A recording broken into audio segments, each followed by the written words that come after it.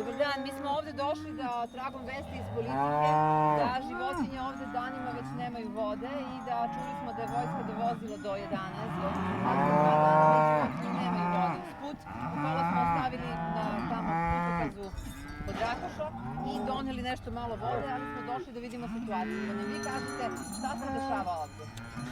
Pa dešava se šta se dešava i sami vidite. Znači katastrofa. Od ovo gore ne može da bude. Kad je nestala voda? Gde je? Ja sam pre 2 dana bio tu, bilo je nešto malo. Ovi 2 dana izgleda da slabo je dovožena voda i došla je situacija da ne sad bude i mrtvo. A su bazeni puni bili do sada? I one su mogle da piju toku dana. Od kad su bazeni ovako prazni? Pa u zadnjih 10-15 dana ovaj bazen ovde je...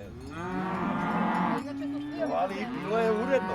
Do pre 2-3 dana je bilo kao uredno. Znači, vojska vozila. Znači, dok je vojska vozila, životinje su imale vodu. Imale su. A znači, vojska ne dolazi koliko? Već 2 dana? Pa 2-3 dana. 2-3 dana nema i životinje sada nemaju dovoljno. Da.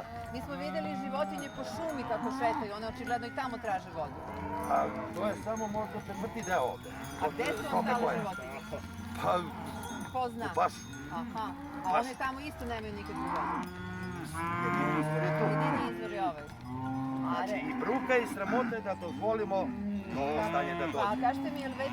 Znači, ovo je nešto zadnje, ljudi.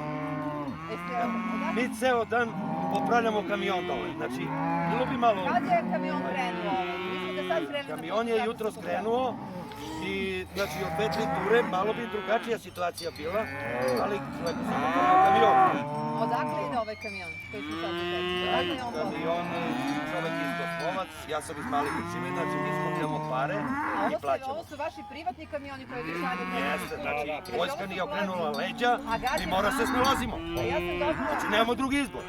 Rukovodstvo i ono, ja ne znam, i ti predsjednici i ono, ima predsjednici sela, eto kako reguliš, da reguliš.